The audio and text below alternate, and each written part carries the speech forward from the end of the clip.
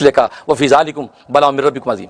اس کے بعد کہا وَإِذْ فَرَقْنَا بِكُمُ الْبَحْرَ. اب یہ دوسرا انعام ذکر کر رہے ہیں. دوسرا انعام یہ ہوا کہ جب اللہ تبارک و تعالی فرعون کو ہلاک کرنے کا ارادہ کر لیا، اب اس وقت یہ ہوا کہ اللہ تبارک و تعالی موسیٰ علیہ السلام سے کہا کہ تم جو ہے یہ اپنے بنی اسرائیل کو رات کے اندھیرے میں لے کے نکل جاؤ، اور ان کو یہ کہو کہ گھر کے اندر ہی ساری تیاری کریں، یہاں تک کہ گھوڑوں کی زین بھی گھر کے اندر ہی باندھیں، تاکہ جو قبطیوں کو یعنی فرعونیوں کو خبر نہ ہو.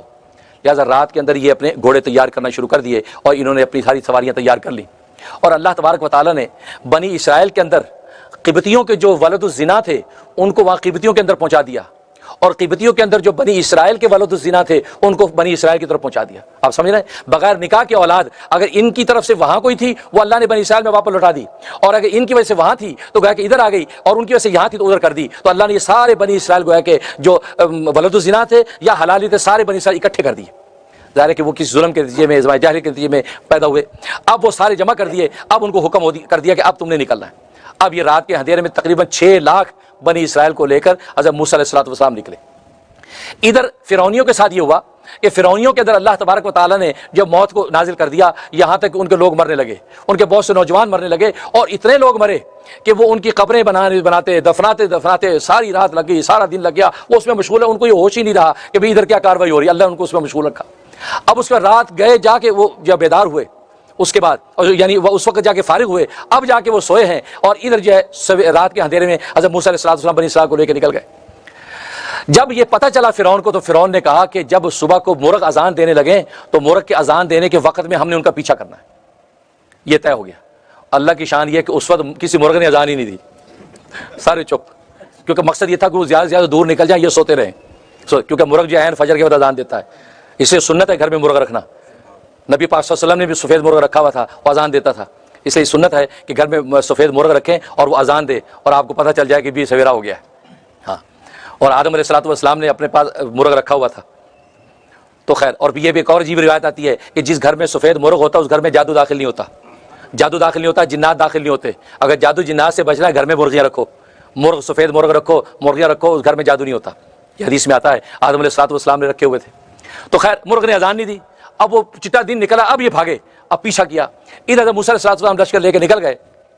تقریباً جب وہ ایک مقام پہ پہنچے تو کھلا بہت بڑا چٹیل میدان سامنے آ گیا اور راستہ بھول گئے. بڑے پریشان کہ یار یہ کیا ہو گیا، یہ کس راستے پہ آ گئے.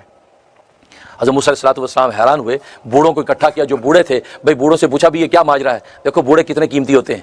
یہ آج کے نوجوان بوڑھوں کو کچھ سمجھتے نہیں. اب بابا ہو گیا ہے، اس کو ریٹائر ہوم میں ڈال دو، اولڈ ہوم میں ڈال. اور بوڑھا بڑا کامدہ ہے. یہ بوڑھا ویسے سفید بال ایسے نہیں کیے، اسے زندگی کے تجربات، وقت کا پیغمبر بوڑھوں سے مشورہ کر رہا ہے. تو قوم کے بوڑھے بنی اسرائیل کے اکٹھے کیے کہ بھئی یہ کیا ہو گیا، بھائی ایسا کیوں ہو گیا. تو ایک بوڑھا بولا اصل میں یوسف علیہ السلام جب فوت ہونے لگے تھے انہوں نے اپنے بھائیوں کو وصیت کی تھی کہ جب تم یہ مصر چھوڑ کر جانے لگو تو مجھے یہاں اکیلا نہیں چھوڑنا، تم میرے تابوت کو بھی اپنے ساتھ لے کر بیت المقدس میں دفن کرنا. اب اس وقت سارے بنی اسرائیل، کیونکہ 72 افراد آئے تھے حضرت یعقوب کے ساتھ مصر میں، 72، اور آج 6 لاکھ کے قریب ہو چکے ہیں، ان کی نسلیں پھیل گئیں. اب یوسف علیہ السلام نے وہ وصیت کی تھی، اب سارے بنی اسرائیل جا رہے ہیں، یوسف اکیلے یہاں رہ جائیں گے، ان کی وصیت ہے. تو اس بابے نے یہ کہا کہ انہوں نے چونکہ وصیت کی تھی تو یہ ان کی وصیت کا اثر ہے کہ آج ہم راستہ بھول گئے. جب تک ان کے تابوت کو ساتھ نہیں لے کے جائیں گے اس وقت تک راستہ نہیں ملے گا. حضرت موسیٰ علیہ السلام نے کہا کہ وہ کہاں ان کی خبر، بس یہ پتہ نہیں ہے. بابے نے بھی الجھن ڈال کے سائڈ پہ ہوا اور کہ ابھی خبر کہاں ہے بھائی. اب سارے پریشان، اور بابا ڈھونڈو، کہ نہیں پتہ ہی نہیں جی. اب کیا موسیٰ علیہ السلام اللہ سے دعا کی اور اعلان کیا اور کہا کہ جس کو یوسف علیہ السلام کی قبر کی خبر ہے اس کے کان تک میری آواز پہنچے، اور جس کو یوسف علیہ السلام کی قبر کی خبر نہیں ہے اس کو میری آواز ہی نہ پہنچے. چنانچہ کسی کو آپ کا یہ اعلان نہیں پہنچا. ایک بڑھیا پیچھے بیٹھی، اس کے کان میں آپ کی آواز پڑ گئی. وہ بڑھیا نے ہاتھ کھڑا کیا کہ ہاں مجھے پتا ہے. آپ نے بتاؤ کہاں ہے؟ کہا کہ دریائے نیل کے وہ فلاں مقام میں وسط میں وہاں قبر ہے. اب موسیٰ علیہ السلام نے اللہ سے دعا کی. اللہ نے کہا کہ آپ اپنا عصا ماریے. عصا مارا اور پانی خشک ہوا. آپ وہاں پہنچے تو قبر ابھر کے آ گئی. تو تابوت وہاں سے اٹھا لیا، وہ تابوت کو اپنے سامان پر لاد لیا، یعنی یوسف علیہ السلام کا جسد مبارک لے لیا. اب یہ لینے کے بعد اب یہ چلے، راستہ مل گیا. اب وہ دریا نیل کی طرف جا رہے ہیں. جٹا دن نکل آیا اور دریا ٹھاٹھے مار رہا ہے. اب جیسے کنارے پہ پہنچے پیچھے دیکھا فرعونیوں کا لشکر پہنچ گیا. اور یہ کتنے لوگ تھے؟ 1,07,00,000 کا لشکر. قبطی جو ہے 1,07,00,000 کا لشکر. اور آگے آگے جو ہے وہ فرعون ہے، پیچھے پیچھے جو ہے حامان ہے، اور پیچھے سارا لشکر ہے اور وہ جا رہے. اور عجیب بات یہ کہ فرعون کے لشکر میں سارے گھوڑے تھے. اور گھوڑے کتنے تھے؟ 70,000 گھوڑے تھے. اور کالے رنگ کے 70,000 گھوڑے، گھوڑی کوئی نہیں تھی. گھوڑی کوئی نہیں تھی۔ اب یہ جب دریا کی طرف آئے ہیں اور موسیٰ علیہ السلام کنارے پہ کھڑے ہوئے تو قوم نے جب دیکھا اور قرآن نے اس نقشے کو بیان کیا کہ دونوں جماعتوں نے ایک دوسرے کو جب دیکھا ہے تو پھر قال اصحاب موسیٰ انا لمدرکون، موسیٰ کے اصحاب نے کہا لو جی پکڑے گئے، اب مارے گئے، پیچھے فرعون آگے دریا، کہاں جائیں گے؟ تو موسیٰ سے فرمایا نہ انا معی ربی سیادین، میرا رب میرے ساتھ ہے اور وہ راستہ دے گا۔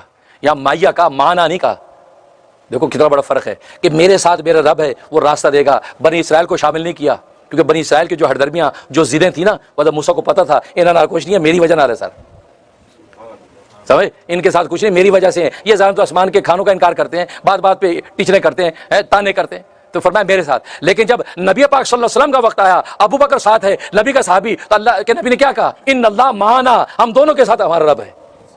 تو نبی کے صحابہ کی شان کا اندازہ لگائیں اور دوسرے انبیاء کے صحابہ کی شان کا اندازہ لگائیں کہ وہاں کہا کہ دونوں کے ساتھ ہمارا رب ہے، اور یہاں کہا انا معی ربی سیادین، میرے ساتھ میرا رب ہے اور راستہ دے گا۔ چنانچہ اللہ تبارک و تعالیٰ نے حکم دے دیا کہ آپ عصا ماریے۔ جب عصا مارا تو 12 راستے بنے۔ اتنے ضدی تھے، صاحب کشاف علامہ زمخشری لکھتے ہیں ان کے 12 قبیلے تھے، کہنے لگے ہم ایک ہی راستے سے نہیں آئیں گے، ہمارے 12 کے 12 راستے چاہیے، ہم اپنے اپنے راستے سے جائیں گے۔ یعنی پیچھے دشمن ہے اور آگے حالت یہ ہے، وہاں کھڑے ضد کر رہے ہیں۔ انہوں نے کہا اچھا جی، اور ہمارے تو 12 راستے بن گئے۔ اب ہر قبیلہ اپنے اپنے راستے میں جب چل پڑا اور اللہ نے ہوا اور دھوپ کے ذریعے فوراً راستے خوش کر دیے۔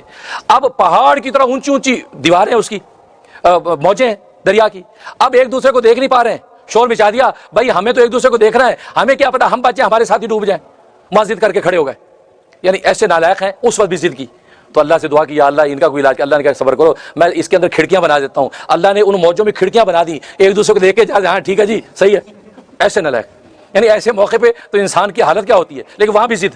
اب یہ چلے ادھر فرعون بھی پہنچا، آخری کنارے پر جب وہ پہنچے ہیں، ادھر فرعون جب پہنچا، اب ان کے پاس گھوڑے تھے، حضرت جبرائیل علیہ السلام آئے، فرعون تھوڑا سا رکا، فرعون نے کہا کہ لو بھی گڑبڑ ہے، دل میں سوچا کہ معاملہ گڑبڑ ہے، یہ اندر گئے تو ہو جانا آج، کیونکہ موسیٰ کا رب ہے تو طاقتور، آپ پتہ ہمیں ٹیشن ہی بڑھایا ہے تو گڑبڑ ہے، یہ سوچا اس نے۔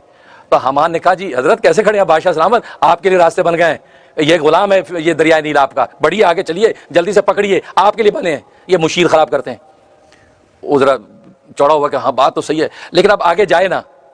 اللہ تبارک و تعالیٰ جبرائیل علیہ السلام کو بھیجا، حضرت جبرائیل گھوڑی پر سوار ہو کر، گھوڑی، اور یہ اس کو اسب حیات کہتے ہیں۔ دیکھو حیات زندگی کی مجسم صورت آخرت میں گھوڑی کی ہے، سفید گھوڑی کی ہے، اور موت کی مجسم صورت جو ہے وہ مینڈے کی ہے، جو مینڈا ذبح کر دیا جائے گا جنت دوزخ کے درمیان، تو موت کی مجسم صورت مینڈے کی ہے، اور زندگی کی مجسم صورت سفید گھوڑی کی ہے، سفید گھوڑی۔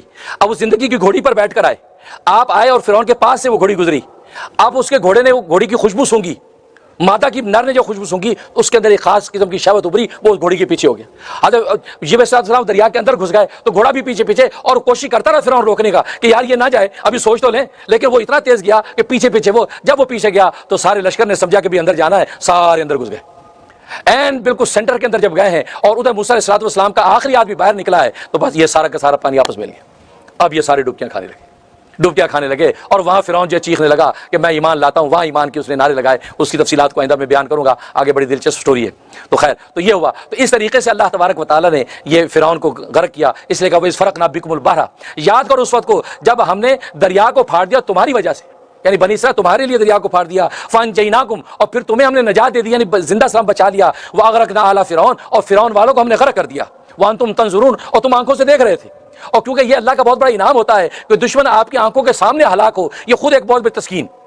اب ایک دشمن ہے کہ جی آپ کا جو دشمن تھا وہ مر گیا، تو وہ جو بڑا آپ کے پیچھے، تو آپ کو مزہ نہیں آتا کہ آپ پتہ نہیں کیا پتہ یا غلط خبر ہو، ایک آنکھوں کے سامنے مرا ہے، اب آپ کو تسکین ہوگی کہ آپ باقی ہلاک ہو گیا، تباہ ہو گیا۔ تو یہ اس لیے قرآن نے بطور انعام کے ذکر کیا کہ وَأَغْرَقْنَا آلَ فِرْعَوْنَ، فرعون والوں کو ہم نے غرق کیا اس حال میں کہ تم اپنی آنکھوں سے دیکھ رہے تھے، یا کہ یہ بھی اللہ کا ایک انعام تم پہ تھا، تمہارے دشمن کو تمہارے سامنے ہلاک ہوتے دکھایا ہے۔